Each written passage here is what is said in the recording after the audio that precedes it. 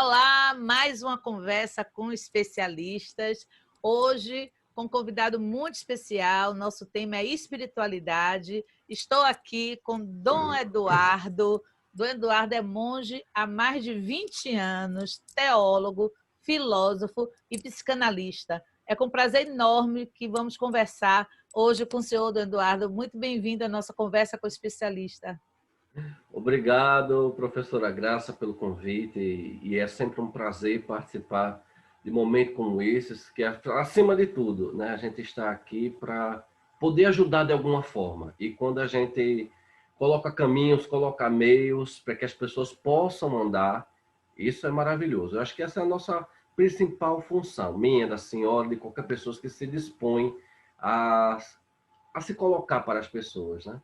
E estamos fazendo essa caminhada. Vamos lá, vamos ver o que é que vai sair da nossa conversa. Pois é, no último dia 1º de outubro, é o dia que se comemora o Dia Internacional e Nacional da Pessoa Idosa. E diante disso é que eu resolvi fazer essa série, né, trabalhando com profissionais, especialistas de diversas áreas, para mostrar um pouco a importância, os fundamentos diante desse processo do envelhecimento que a gente está vivendo na nossa sociedade, a longevidade e a busca da longevidade saudável.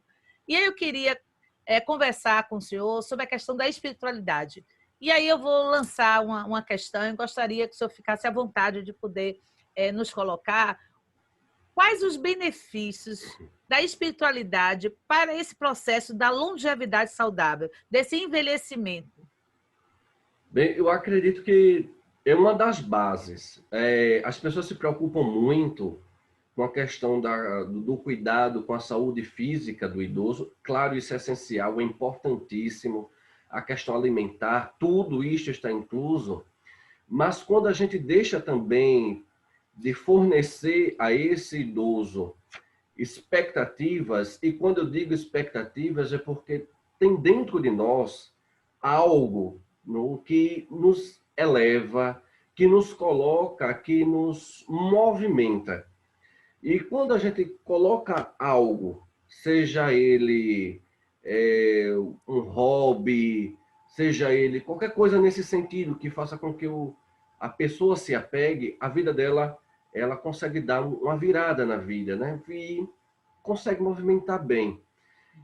E eu diria que a espiritualidade, ela está envolto um pouco nisso aí, mas a gente não deve considerá-la em si mesmo como um hobby, como uma prática, como não sei o quê, que possa vir a beneficiar e não sei o quê. Mas se a gente pega o processo do ser humano, que existe uma busca interminável, nós somos insaciáveis pela felicidade. E muitas vezes nós consideramos que o idoso ele parou de ser feliz, que ele já viveu tudo que tem a viver, então ele não tem mais direito a viver, não tem mais direito a ser feliz, e a gente escanteia, ou no canto da nossa casa, ou num abrigo, por qualquer situação, ou num hospital, a gente termina escanteando. E a gente dar esperança é também colocá-lo a recaminhar. Se muitas vezes ele não pode andar com as próprias pernas, mas aqui dentro ainda continua. E a espiritualidade, por assim dizer, bem basicamente, ela faz parte, ela movimenta o nosso cérebro e nos coloca em caminhada. Eu acredito que é essencial para toda e qualquer pessoa a prática em si de uma espiritualidade, independentemente qual seja a religião, que necessariamente não está ligado a uma prática de espiritualidade. Eu queria, então, aproveitar, desculpe, que você pudesse definir um pouquinho essa diferenciação de espiritualidade e religiosidade. Pronto, eu vou a partir de uma pesquisa que foi feita no Hospital do Servidor Público de São Paulo e também pela Faculdade Metropolitanas Unidas de Minas Gerais, que eles fizeram um trabalho de pesquisa com idosos e eles tinham que fornecer dados socioeconômicos e religiosos para você ter uma base daquele grupo e como aquele grupo reagia às suas doenças e como era a expectativa de vida e não sei o que, do tratamento. E o que foi que se colocou? Todos colocavam que existe essa diferença de espiritualidade e religiosidade, mas só 6 a 10% dos entrevistados disseram que tinha uma espiritualidade, enquanto 90% dizia que tinha uma religiosidade. Na verdade, a religiosidade é uma prática religiosa, ou seja, você é católico, você é umbandista, você é candomblessista, você é da Assembleia de Deus, né? Então, existe uma prática que é própria daquele grupo em que ele faz com que aquele serviço de culto ligue o indivíduo ao ser criador, à luz divina, a qualquer coisa que ele queira definir, independente. Enquanto a espiritualidade em si mesmo, elas são recortes. Ela pega um pouco de cada coisa, mas não está ligado a nada. Mas qual é a grande dificuldade dos dois pontos? Existem os prós e existem os contras, né? No caso da religiosidade, ela pode muitas vezes levar a que principalmente as religiões judaico-cristãs levam muito a isso, ou as religiões de cunho de filosofia oriental levam muito a questão do karma, da culpabilidade, do excesso de culpa. Então, isso causa um certo problema na psique do idoso, né? Faz com que ele fique carregando um peso que necessariamente não tem necessidade dele carregar, não é? E, então, a religiosidade, ao mesmo tempo que ele facilita, porque ele coloca uma prática comum. Como prática comum, você se sente de um grupo, você se sente ali apoiado por um grupo todo. Ou seja, porque veio lhe visitar e tem a mesma prática que a sua, ou se não você sai para ir determinado culto, para determinada ação religiosa. Isso é como se recolocasse você no meio da sociedade. Então, a religiosidade, ela tem esse pró e esse contra, infelizmente, não é? Enquanto a questão da espiritualidade, pelo fato dela fazer muitos recortes, ela deixa você livre. E você consegue, por assim dizer, caminhar com as próprias pernas. Você se torna independente na sua vida espiritual. Contudo, porém, todavia, ela chega um momento que, como todos nós, passamos por determinados abalos emocionais, e isso, consequentemente, também vai mexer na nossa espiritualidade, porque a gente não tem aonde se apegar. De tão mesclado que está, de tão recortes que tem, você não se sente pertencente a nenhum grupo. E como não tem nenhum grupo para lhe apoiar, você termina indo lá para baixo emocionalmente e, consequentemente, espiritualmente, aquele negócio todo. Aquela problemática que a gente vê que é muito comum nos dois casos. Bem, se eu disser para a senhora o que é bom de um e outro, claro, eu vou puxar o lado para a minha sardinha. Mas, de um ponto de vista geral, se a gente for avaliar, eu acredito que quando a pessoa vai chegando, principalmente o idoso, na terceira idade, aquele negócio, ele vai se achando independente demais. Então, ele vai criando certos hábitos que a gente poderia dizer manias, e também tem manias espirituais. E isso é bom, não é ruim. Não é? Aquela pessoa que tem... É interessante que faz parte da nossa, muito nosso folclore, mas que tem alguma coisa a ver também com a espiritualidade. Você só se levanta e só bota o primeiro pé, o pé direito no chão. Isso é uma forma. Isso é um cultivo de rituais que está ligado ou à espiritualidade, que você fez vários recortes de várias concepções religiosas, ou simplesmente a pessoa está ligada a uma questão religiosa, bom, se levanta e faz o sinal da cruz. Então, já está ligado, você se sente pertencente a um determinado grupo religioso. A gente Então, poderia dizer que a espiritualidade está presente em todo ser humano? sim, diferente da religiosidade. Isso. Eu acredito que em toda religiosidade existe a espiritualidade, porém, nem toda espiritualidade existe a religiosidade. Você pode cultivar a espiritualidade sem necessariamente pertencer, sem ter um vínculo religioso com alguma tradição religiosa, alguma doutrina religiosa. Eu li uma pesquisa também, ao conversar aqui com o senhor, Dom Eduardo, onde traz o dado que os maiores de 65 anos são os que têm mais contato com a espiritualidade e religiosidade. Então, mostra o quanto isso é tão presente nesse segmento que a gente trabalha, que são as pessoas idosas. E aí eu queria que você pudesse fazer uma análise desse resultado, assim. E, diante disso, o que é que o senhor entende que leva essas pessoas mais idosas a viver mais intensamente sua espiritualidade ou sua religiosidade? Eu acredito que, no fundo, é aquele medinho que nós sempre temos da morte, né? Quando as pessoas acreditam que o fato de chegar a uma determinada idade é como se ela tivesse condenada a morrer. Enquanto isso não significa absolutamente nada. Porém, foi incutido isso muito na nossa cabeça. E é por causa disso que na nossa sociedade a gente praticamente prepara a pessoa idosa, que isso é um absurdo, mas a gente faz com que a pessoa idosa ela vá se preparando para morrer a todo tempo. E isso não quer dizer nada, absolutamente nada. Muitos deles ainda vão ficar, ainda vão enterrar a gente que é mais novo. Até porque a morte está presente em qualquer fase da vida. Exatamente, né? Exatamente. Ou seja, o simples fato de estar vivo, ele já está se preparando para a morte. Então, mas o que existe no nosso inconsciente é que quanto mais idade eu tenho, mais próximo da morte eu estou. E isso faz com que o indivíduo ele volte a se apegar a algo que ele deixou lá atrás, que é o que geralmente acontece no nosso período de infância.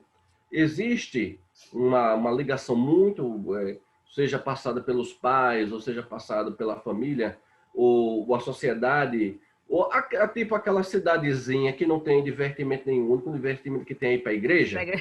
Pronto. Então, aqui, isso era o divertimento da criança para a igreja. Quando chega na adolescência, existe um afastamento, que é próprio também da idade, né? Onde o adolescente acredita que, entre aspas, ele seria seu próprio Deus. Ele manda na vida dele, manda e desmanda, e está livre de tudo e qualquer concepção, de paz, de parentes, de concepção religiosa. Ele está livre de tudo, ele pode tudo. Porém, quando a gente vai ficando já com uma certa idade, quando a gente passa... Eu vi um comentário, acho que ontem, que quando a gente passa dos 40, toda a nossa vida vai ficando meio assim, meio de lado.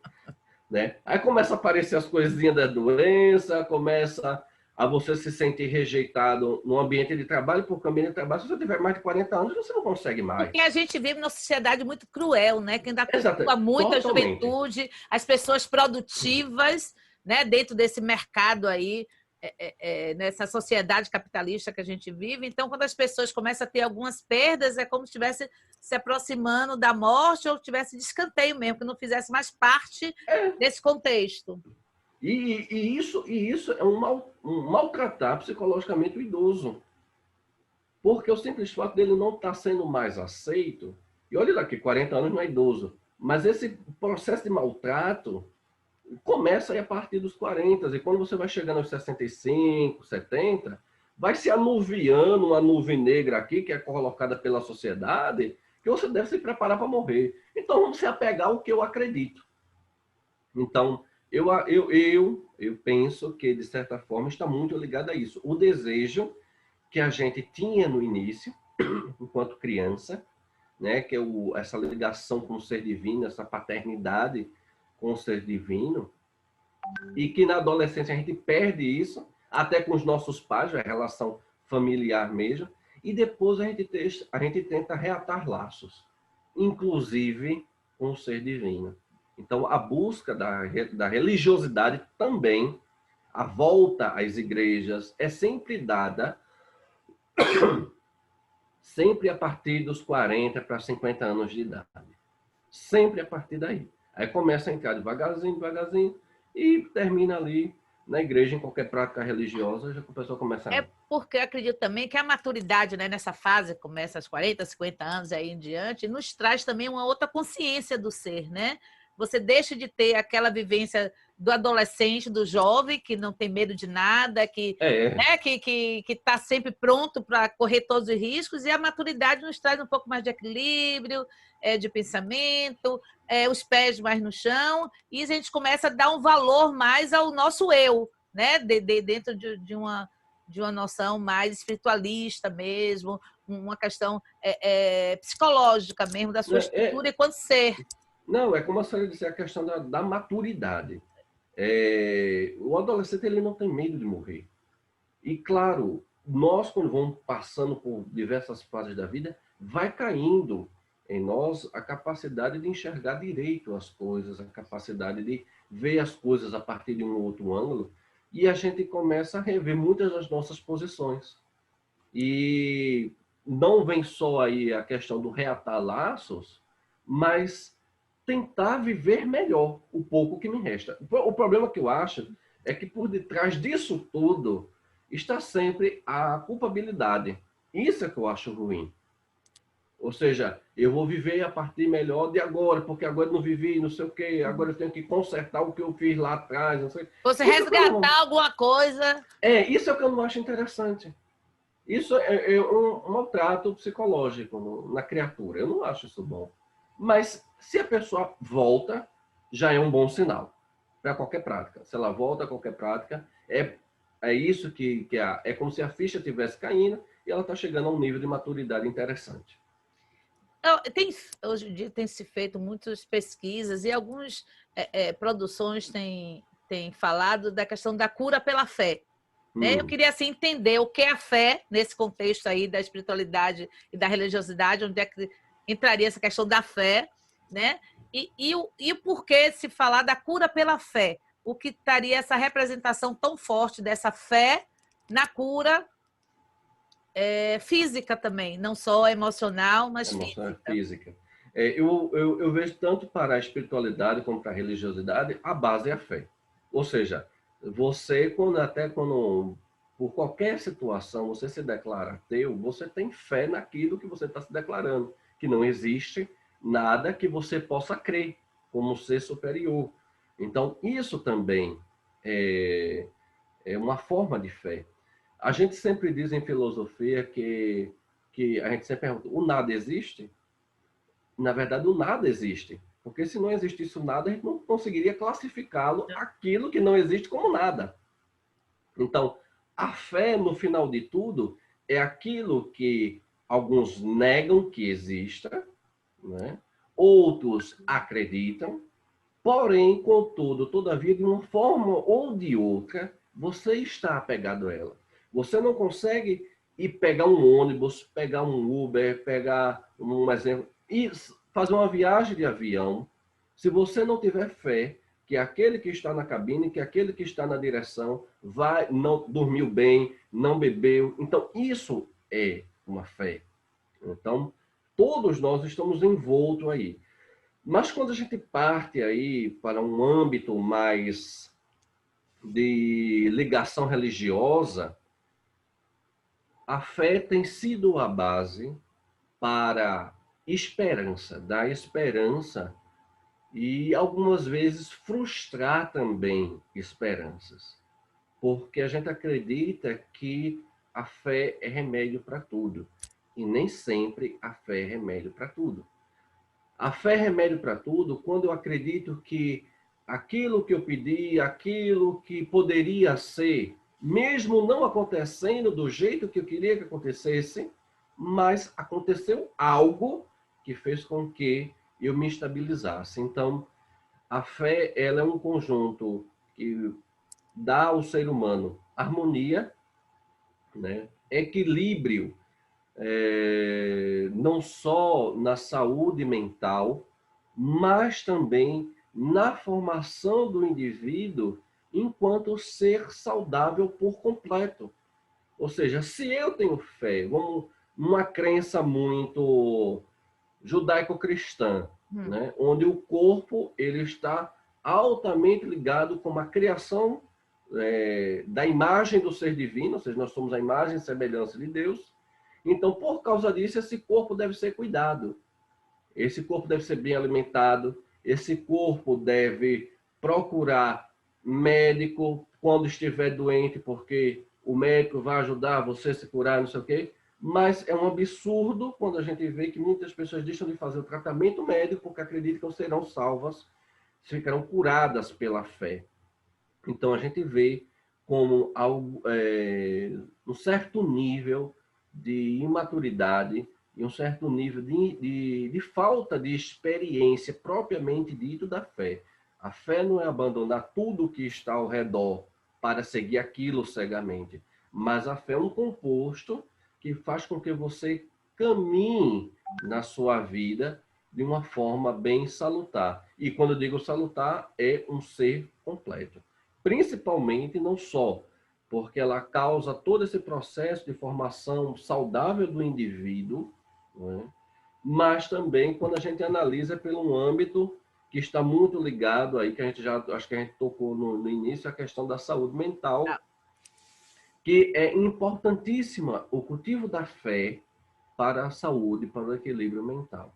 Tudo está tão ligado na nossa saúde física, mental e espiritual, que tem até quem começa a fazer esse estudo é Aristóteles, e depois vem São Tomás de Aquino, e já por último, Edith Stein, que é uma primeira filósofa na Alemanha, recebeu o título, a primeira mulher a receber o título de doutora em filosofia na Alemanha, em pleno nazismo.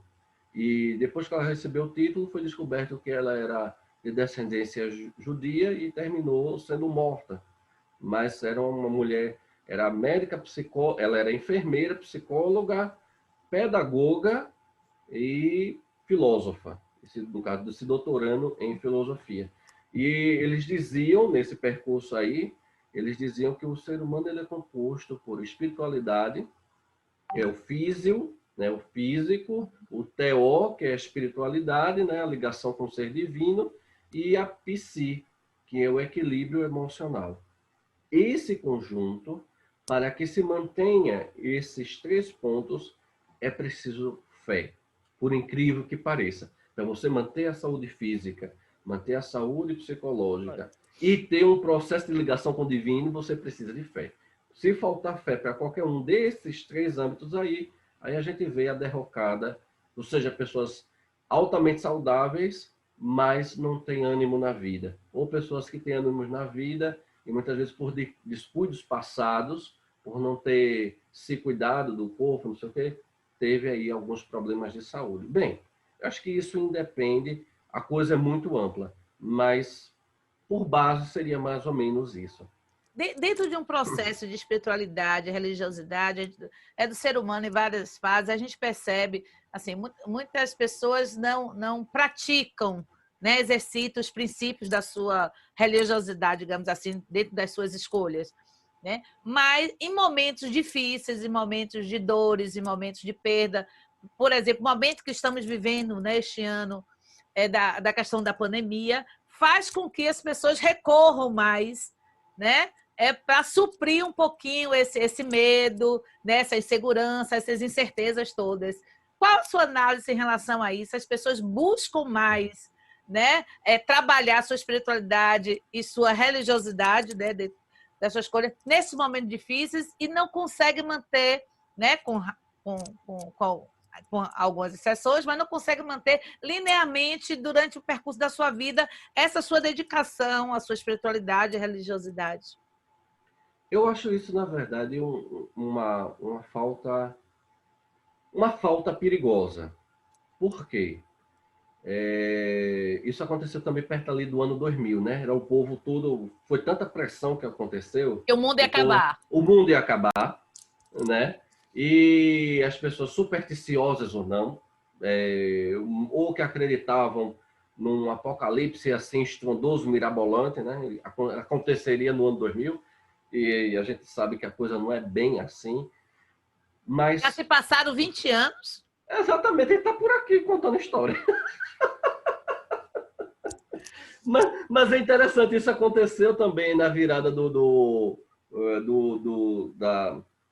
999 para o ano 1000, depois do ano 1000. Toda vez que tem uma grande virada, o ser humano gosta de fazer também esses estrondos. Eu acho que é mais ou menos a mesma linha. Na época de crise, eu acredito que quem tenta buscar esse pico, a gente está falando tanto de pico com pandemia, esse negócio, né? É outro pico agora. É outro pico. Mas quando a gente procura o pico, ou seja, procura dar uma guinada na vida espiritual para aguentar determinada problemática e depois a gente arreia de novo, a gente se torna instável.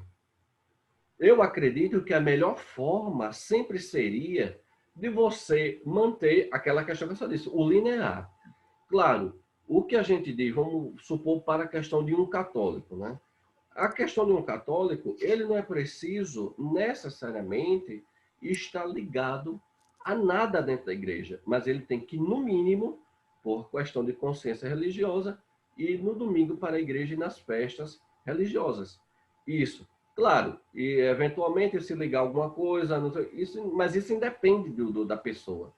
Mas o compromisso, o que a gente vê muito são os católicos, que são os católicos eventuais e católicos literalmente de eventos eventuais, né? Casamento, batizado, missa de sétimo dia, enterro, esses negócios. Digamos até mais compromissos sociais do que compromissos sociais. Pois é, só que isso causa um mal empurrado, porque você não tem uma base. Então, quando você passa por uma crise, você dá um pico. Mas vamos supor que você, por estar nessa crise, você procura tanto a Deus, mas você não consegue, sua mente está agitada, você não tem uma prática religiosa e você tenta, por seus mecanismos, conseguir esse alcance de Deus. Vamos supor que você não é fazendo da forma correta, mas você não esteja fazendo de forma sincera, consigo mesmo e com Deus. E a graça não aconteça. Como é que fica aí? Deus não existe? Deus existe? Como é que tá? Ele quis me castigar, por isso que aconteceu. Aí o que eu acho ruim é isso, as pessoas seriam dois sofrimentos agora. Né? Dois sofrimentos agora, porque ela nem ganhou aquilo que ela queria, né? E fez um esforço terrível, né? Para passar por aquilo, e aí não rolou, não aconteceu. Não teve a recompensa por tudo. Então, aí pronto. Aí a gente, ser humano, se a gente vive por recompensa, se eu não ganhar recompensa é porque eu não mereço, aí vai os traumas, né? Aí é porque eu não mereço, porque Deus não sei o quê, aí Deus não existe. Então, isso causa um certo problema. Quando você mantém uma questão linear, você aguenta os embalos, você tem uma maturidade religiosa, uma maturidade espiritual que independe, né? Mas você aguenta de uma outra forma. É você ver diferente aquela problemática. Acho que a gente consegue viver melhor se a gente consegue. Feito diz também Aristóteles, né? O filósofo Aristóteles vai dizer: o equilíbrio está sempre no meio, nunca nas duas pontas. Nem o mais, nem o menos. Sempre o meio. E isso vale também para a nossa vida religiosa, nossa vida espiritual. Que eu digo, aquele ponto que eu falei lá, o perigo da religiosidade, quando ela é o extremo, né? Aquela pessoa muito devota, né? Que é toda cheia de pudor, toda não sei o que, não sei o que. É um mal terrível que ela causa para ela, para a igreja e para a sociedade. Porque ela não consegue viver, nem deixa os outros viver. Também aquela pessoa que não tem nada, nenhuma prática religiosa, ela também causa um mal para ela, porque ela não entende que ela faz parte de um todo.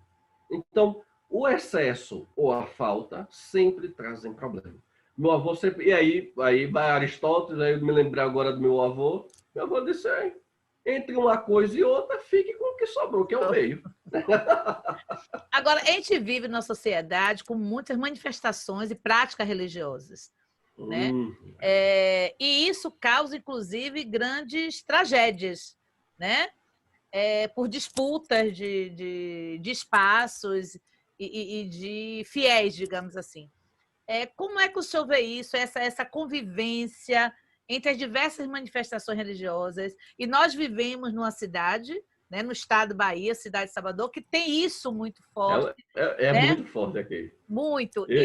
E como é que o senhor vê isso dentro... O senhor vem de uma formação, né? O senhor é um monge, formação católica. Como é que o senhor vê isso ao redor, né? Eu vejo isso muito tristemente. Como a senhora bem colocou, é uma disputa. E, na verdade, não deveria ser disputa. Porque quando existe a disputa, existe a falta de respeito com o outro. Quando eu digo de respeito com o outro, não só aquele indivíduo em si, porque ele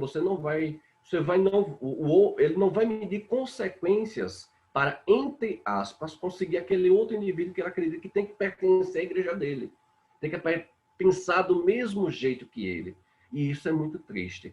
Aí a gente se esquece do histórico da vida daquela pessoa, da tradição daquela pessoa, quando a gente termina atingindo aquela pessoa por causa de uma determinada religião, né? A gente vê isso muito forte.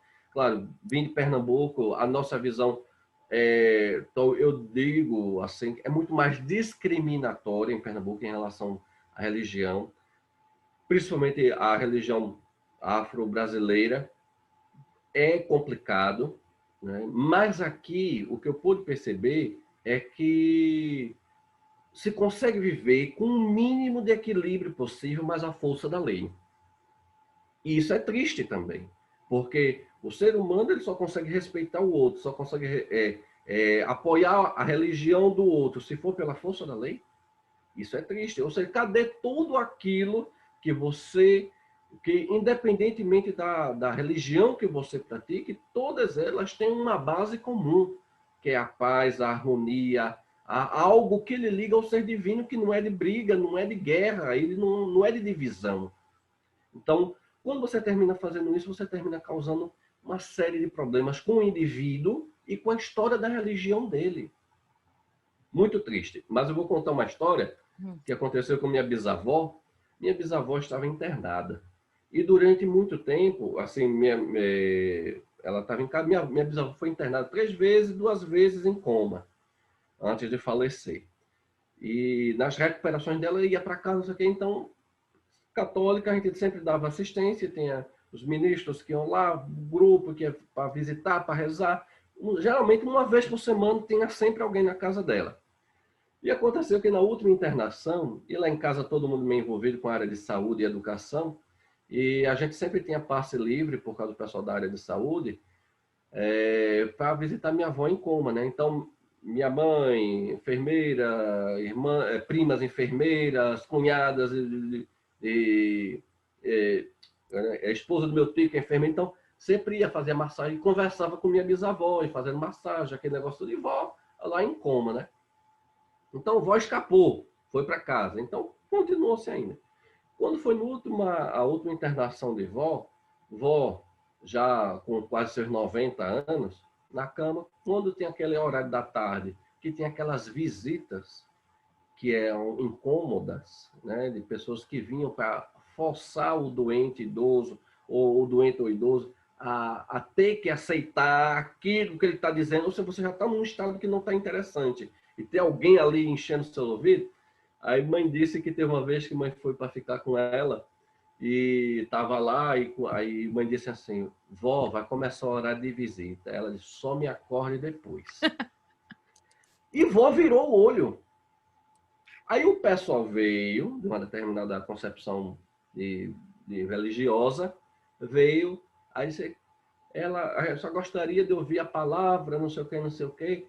Aí minha mãe disse, olha, ela está dormindo, não sei o que, não seria bom agora, não sei o que. Aí disse, então tá bom, nós voltamos. Quando o pessoal saiu da porta, vó olhou para a mãe e disse, já foram, vó abriu o olho e botou para conversar com a mãe. Ou seja, a falta de respeito. E eu acho que o que me deixou também mais chocado, porque eu já era monge quando vó morreu, e foi eu que fiz a encomendação do corpo de vó.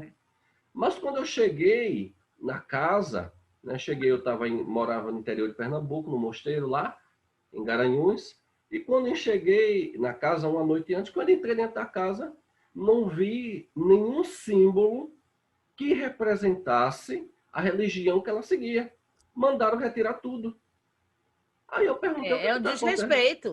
É o desrespeito, né? Não só com o defunto que estava ali, não é? mas Pela com história de toda vida dela também. a história de vida, com a religião, que no caso era a maioria que estava ali, eu que estava vindo para fazer, infelizmente, aquele serviço. Aí eu disse, não, pode botar tudo. Ah, mas não sei o que, ela aceitou Jesus antes de morrer. Aí eu disse, olha, claro, até eu aceitaria, na verdade, não de tanto da pressão. Você nem morrer, você pode mais morrer em paz, né?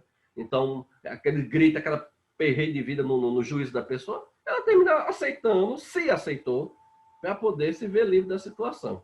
Mas eu acredito que não, porque ela recebia a comunhão um dia sim, um dia não.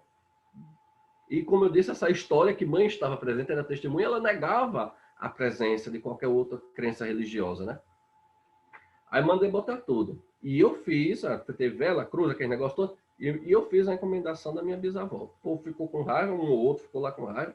Eu disse, não, vamos respeitar aquilo que ela sempre foi. E a gente não sabe se na hora da morte o que acontece, e você faz de tudo para poder se ver livre, né? Infelizmente. Mas é a falta do respeito. Isso é terrível. Quando o ser humano para de respeitar a crença do outro, mesmo que você acredite que você está certo e o outro está errado, mas o simples fato de você não ter condições de dialogar e ir logo para a briga já é uma falta de consideração, de desrespeito total. Para mim já não ganhou nada. Muitas vezes quando eu estou sem hábito e as pessoas, eu passo pela rua, peço a mim pegar aqueles folhetinhos, aí você quer, por mim, não sabe. Tem uma vez que eu não achei interessante. Eu estava na rua, estava de hábito, uma pessoa veio me dar aquele papel e mandou aceitar Jesus. Aí eu me virei para ela e disse mesmo assim, primeiro, a senhora me conhece de onde? Segundo, eu não lhe dei o cabimento para a senhora me dirigir a palavra. E terceiro, a senhora acha que eu não aceitei Jesus só porque a senhora acredita que a senhora aceitou, o meu Jesus é diferente da senhora, então a senhora fica com o seu Jesus, com o seu papel, que eu estou muito bem, muito obrigado, fique em paz. Aí Deus gosta de sair. Porque é falta de respeito. Como é que você está vendo a criatura de hábito e chega e diz um negócio desse? Eu acho isso muita falta de senso. Mas tudo bem. A vida tem dessas coisas aí. E a gente está para saber lidar com essas diferenças mesmo, né? Pois é, infelizmente Quando a tem. gente consegue ter um entendimento maior da situação, a gente consegue driblar mais também essas situações que são presentes mesmo no nosso cotidiano. Mas voltando um pouco do Eduardo, esse momento que nós estamos vivendo agora, como nós já referimos aqui, que é um momento de muitas perdas, alguns ganhos, a gente não pode negar, tivemos também, né? Vários ganhos, mais perdas. E isso principalmente afetado os nossos idosos, né? Por toda a história de como tudo isso aconteceu, eles sendo colocados como as principais níveis de vulnerabilidade, com a morte muito presente, né? Muitos memes, né? Piadinhas envolvendo a pessoa idosa. E o senhor vem desenvolvendo um trabalho muito bonito, porque, como a gente já falou aqui, o índice é muito elevado de pessoas acima de 65 anos que se dedicam mais, ou que buscam mais, ou se envolvem mais com essa questão da espiritualidade e religiosidade.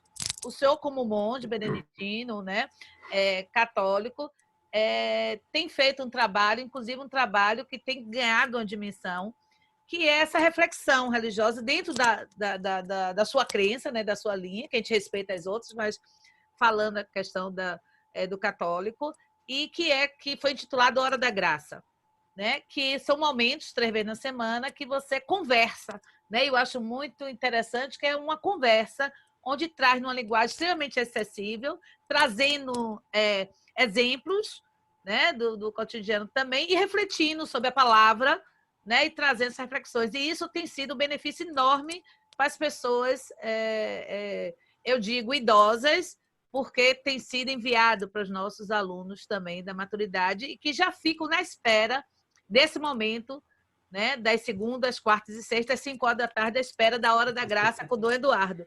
Então, assim, cada um tem sua missão, né? E você o senhor tem feito essa missão de uma forma muito grandiosa, né? Fazendo valer do seu papel, né, de enquanto monge, e distribuindo essas mensagens para essas pessoas. Como é que o senhor vê isso, né? De onde partiu essa questão de poder compartilhar com todos um pouco dessas reflexões e que tem trazido muito alento realmente para as pessoas, principalmente nesse momento agora. Não, eu acredito que uma das principais, eu diria que a principal culpada é a senhora. Já vou logo. Também é Porque, culpada de uma coisa boa.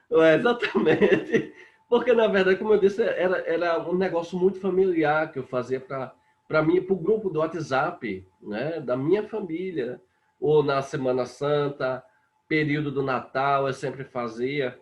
E aconteceu de eu ter enviado para a senhora, né? E eu falei, por que não mandar isso também? Foi quando a gente entrou nesse período de quarentena, né? E a gente não podia deixar os nossos idosos desamparados.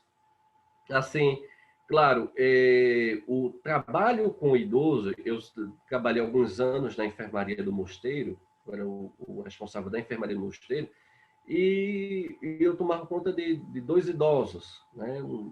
Um já chegou a falecer, o outro ainda está vivo, e eu sempre tive uma certa ligação com a questão da pessoa idosa, o cuidado com a pessoa idosa. E o cuidado não só do cuidado físico, o banho, era eu que trocava fralda, eu gostava, só quando vai num caso que precisa realmente de um técnico presente, é que eu tiro minha mão. Mas enquanto eu estava só aquele dar banho, trocar fralda, não sei o que, alimentação, era eu que fazia. E eu sempre gostei, né, de cuidar da pessoa idosa, mas nunca pensei em parar da faculdade da maturidade. Né? E aconteceu, foi acontecendo. E, infelizmente, eu experimentei mais em pedaços do que propriamente dito quando me tornei professor, porque professor eu só dei uma única aula presencial, né? E depois já veio a pandemia. Mas é algo que encanta. Pessoas que ainda acreditam que é bom viver. E quando a senhora disse, vamos passar isso para os idosos, eu não sei o que, bem, eu não estava esperando aquele. A gente começou ainda de forma muito prematura, né? Só com os áudios gravados, e não sei o que. Depois a coisa foi tomando um outro âmbito, né? E hoje a gente já está aí bem mundial, feito dessa Bem história, estruturado, com podcast assim, com maravilhoso. podcast e tudo. Né? Eu não pensava nunca assim, mas quando a gente focalizou a pessoa do idoso, eu saí do âmbito mais familiar e fui para um âmbito geral. E peguei a pessoa do idoso. E depois fui perceber que não só eram os idosos que me escutavam, existiam outros grupos de pessoas que me escutavam. E lá no podcast, no aplicativo, ele dá a dimensão de idade, né, de sexo, né, quem está escutando, a quantidade de acesso para cada episódio. E isso é muito interessante, você vai conhecendo o seu público. Isso. Então, as nossas conversas terminou sendo algo muito assim. Teve uma pessoa que disse, olha, essa semana, mandava uma mensagem para mim e disseram mesmo assim, parece que eu estou conversando com o senhor na minha frente, porque o senhor trata do mesmo jeito, eu lhe conheço, e o senhor trata do mesmo jeito, a conversa que está acontecendo é como se eu estivesse sentado comigo no sofá do lado de casa. Eu acho que isso Mas é é que essa é sensação que a interessante. gente tem mesmo. Né? Eu acho que é muito do seu jeito de ser, né? Essa pessoa tão descontraída, mas ao mesmo tempo tão segura, com conhecimento tão profundo, tá? Do tudo que o senhor domina nessa área, não só nela, mas na área da educação, que você é um grande educador. Né? E realmente, quando começou esse semestre, né? Esse ano letivo da maturidade, na primeira semana seguinte, né, iniciamos com essa questão da pandemia, tivemos que suspender as atividades presenciais, mas mantemos, está extremamente vivo, atuante a faculdade Exatamente. Né? de forma virtual. Então, eu só queria dizer isso também e dizer que também nessas atividades com as pessoas idosas da faculdade, nós realizamos um momento oração sempre às 18 horas. E nós temos pessoas de vários segmentos religiosos, sendo que predomina o católico, mas temos diversos.